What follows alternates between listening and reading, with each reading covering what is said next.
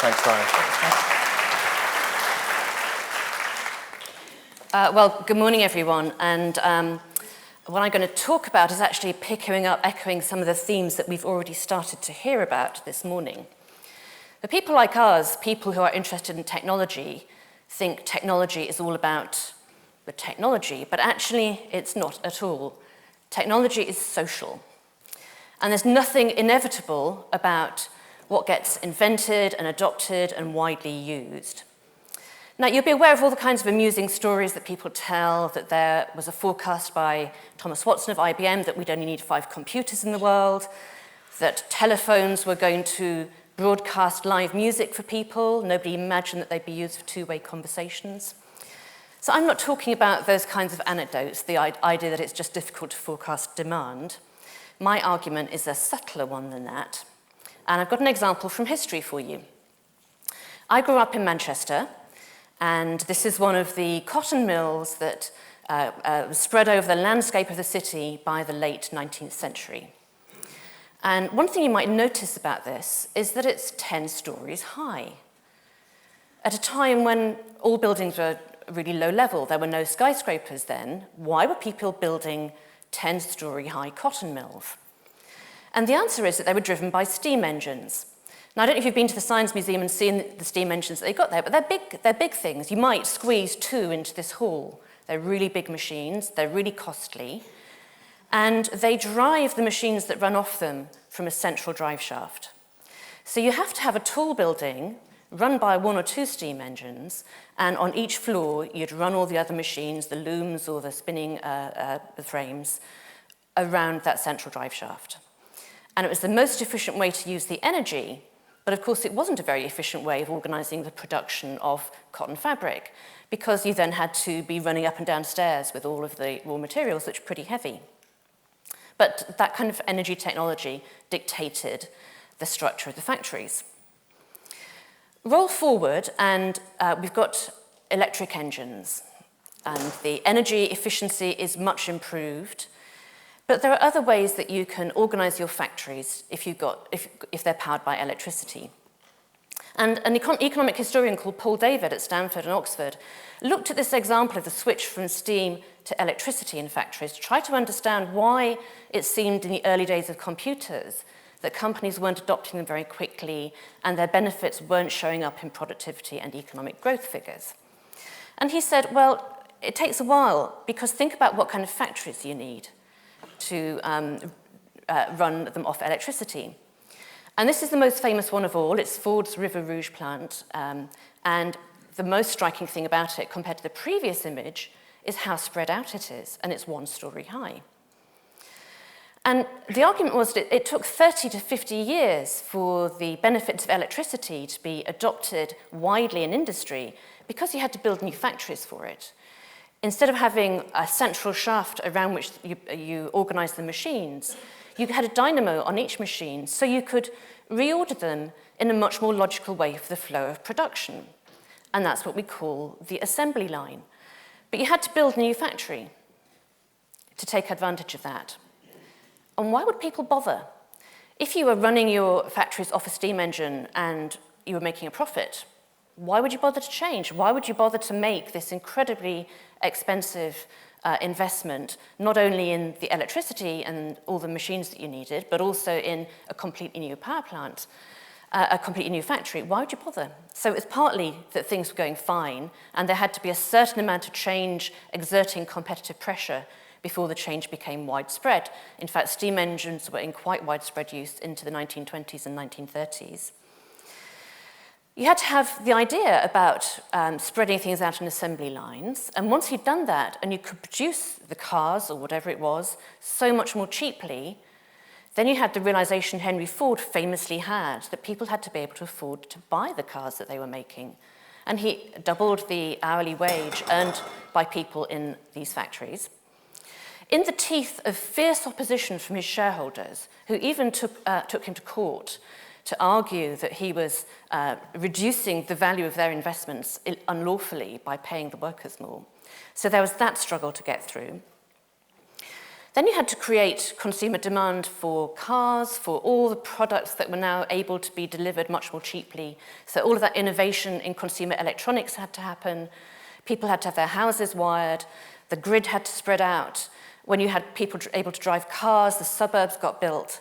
So there's, in fact, a whole amount of extra investment and social change before the benefits and the economic impact of the switch to electricity was widely seen. And in fact, the biggest effect of this late 19th century technology was observed in the 1950s and 60s, that era of mass production and mass consumption of consumer goods.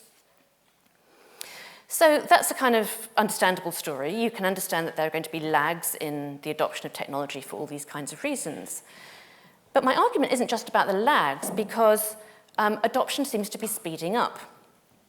If you look at this chart of how quickly certain technologies get from almost nobody using them to almost everybody using them, you can see at a glance that that process has speeded up dramatically over time.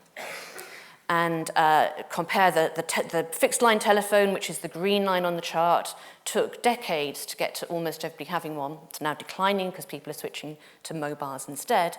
And compare that to some of the lines on the right-hand side of the chart, where you can see heading towards really high levels of adoption much faster than that.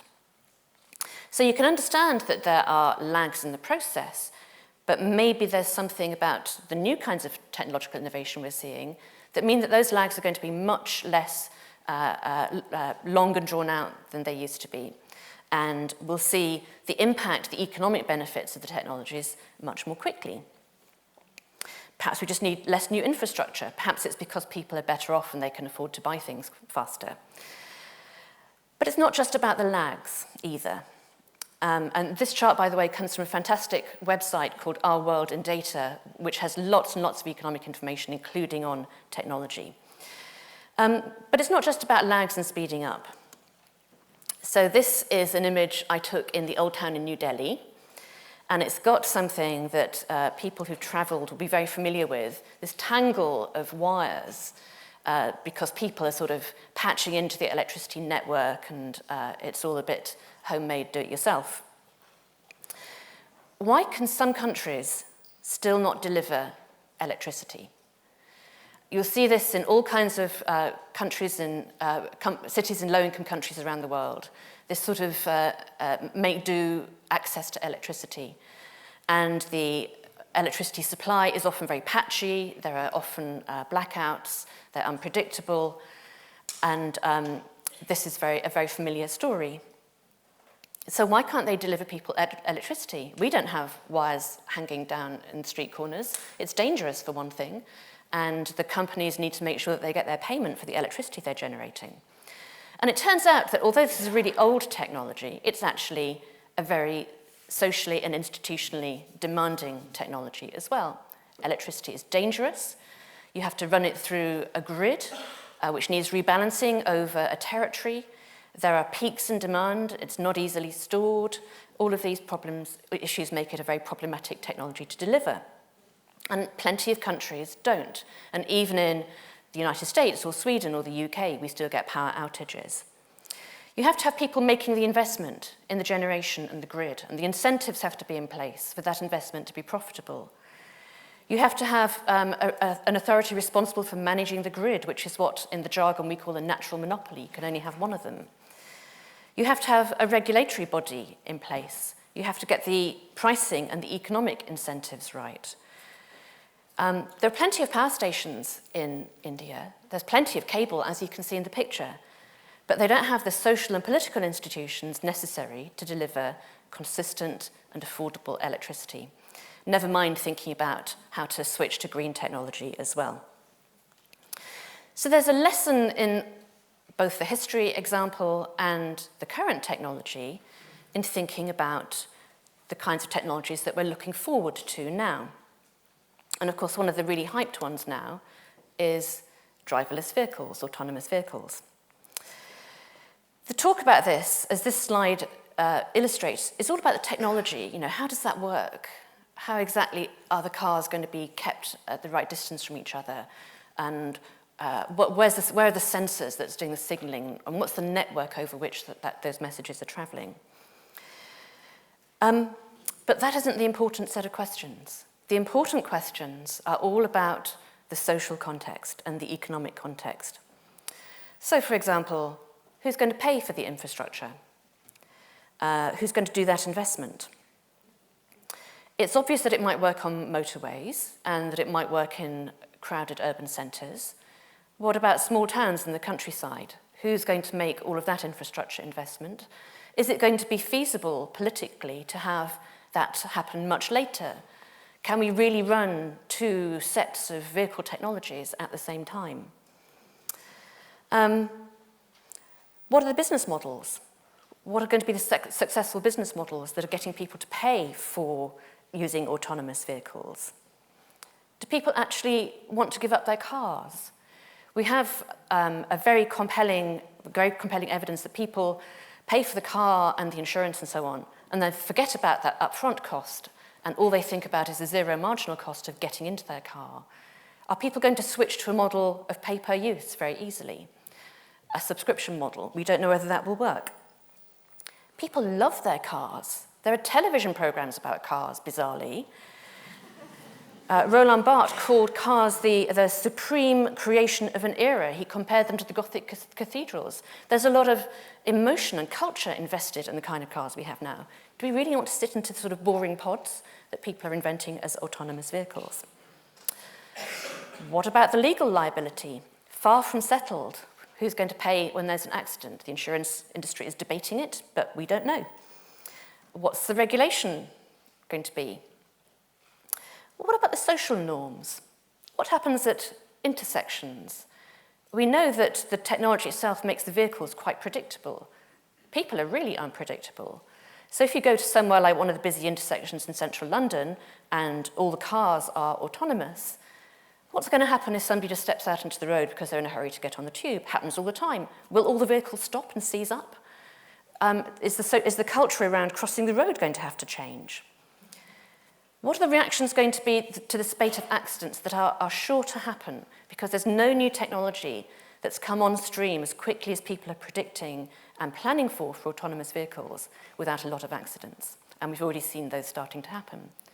We're in a much more accident risk-averse world now than we were in the 19th century, late 19th century, when electricity was introduced, and there were loads of accidents and great fears about the danger. What's going to happen then? So anybody who's invested in autonomous vehicles or hyping them, I would urge some caution in thinking about how quickly that can possibly happen, because the social matters. There are other new technologies where the social is even more fundamental. So this is an image from the Wired story about the Strava heat maps.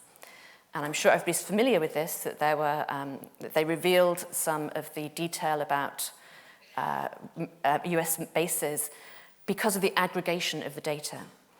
And data is so obviously social. My personal data in itself is not worth very much. It's when it's combined with other people's data that it is.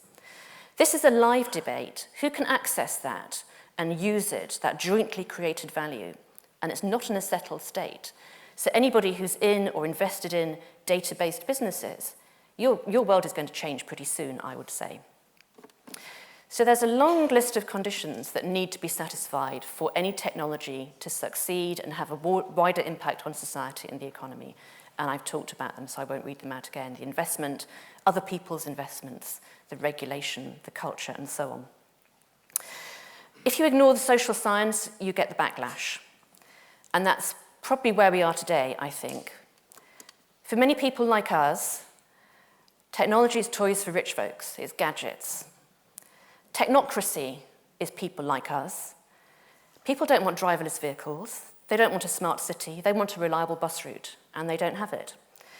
So it's time to start thinking about the social science, about the society, about the politics, and in short, to start thinking about who all this technology is for. Because if we don't, people will be laughing at us in 50 years' time about the stupid predictions that we've been making. Thanks very much.